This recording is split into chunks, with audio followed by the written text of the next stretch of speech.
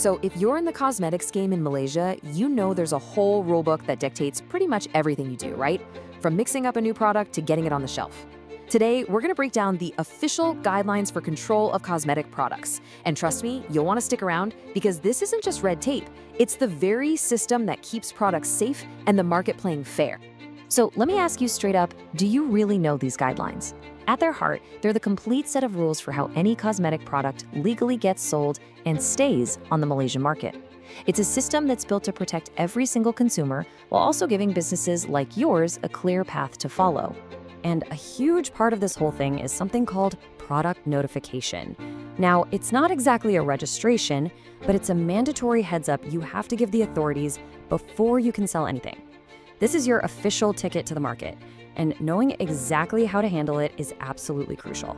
Seriously, one wrong move here can set you back big time. Okay, so let's get down to it. Compliance. This is the big one. If you make, import, or sell cosmetics in Malaysia, these guidelines are your Bible.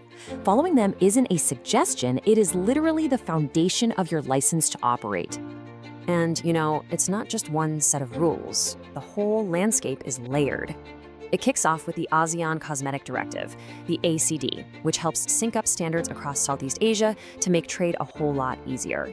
Then that gets baked into Malaysia's own laws, like the Sale of Drugs Act from way back in 1952, and the more specific Control of Drugs and Cosmetic Regulations from 1984.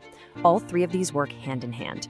So what's the bottom line? Well, this quote right here says it all. Doing business without notifying the Director of Pharmaceutical Services, the DPS, is a legal offense. The DPS is the top dog here, which is why that notification step we just talked about is completely non-negotiable. I know. This all sounds super complicated, right? A little overwhelming, but it doesn't have to be. It's really just about knowing the path. So let's walk through a guide that breaks all this down piece by piece, so we can go from total confusion to crystal clear clarity. You might be wondering, is this really for me? Well, let me tell you, these rules affect almost everyone in a cosmetics company. If you're on the floor, it's about proper handling and labeling. If you're in first line or middle management, you're the one making sure daily operations are compliant. And of course, if you're in regulatory affairs, well, this is your entire world. We've actually broken down this path to mastery into a 2-day transformation. First, we build the foundation, everything you need to know before your product ever hits a shelf. And second, we cover all your responsibilities for after it's out there being sold. So on day 1, we're really digging into the fundamentals. What is a cosmetic in the eyes of the law? How does that product notification process work, step by step? And the big one, how do you put together the product information file, or PIF? That's your master file with all the tech and safety data. Then, day 2, we shift gears to post-market surveillance, basically keeping an eye on products once they're for sale, and what to do if there's regulatory action or even a notification withdrawal.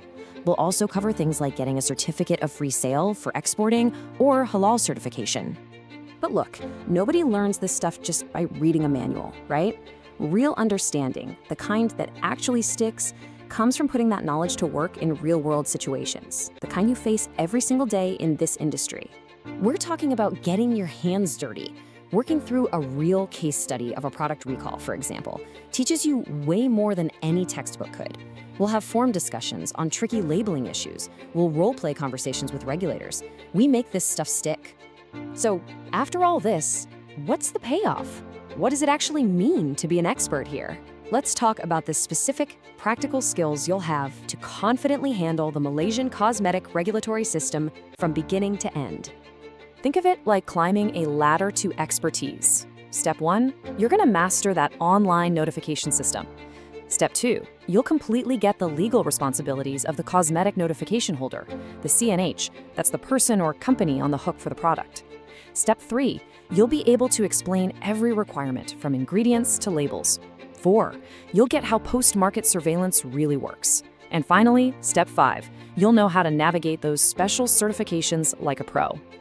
And what does all this really lead to? It means you become that person, the go-to expert your entire organization relies on. You're the one who makes sure every single product is safe, compliant, and ready to succeed out there. So you see, this is way bigger than just checking off boxes on a form. Mastering these regulations is about stepping up and taking a leadership role, a role in product safety and quality, and in the future success of your company. So the real question is this: are you ready to stop just following the rules and start truly understanding them? Are you ready to lead with confidence? Because owning this knowledge doesn't just empower your work, it builds the foundation for an incredible career.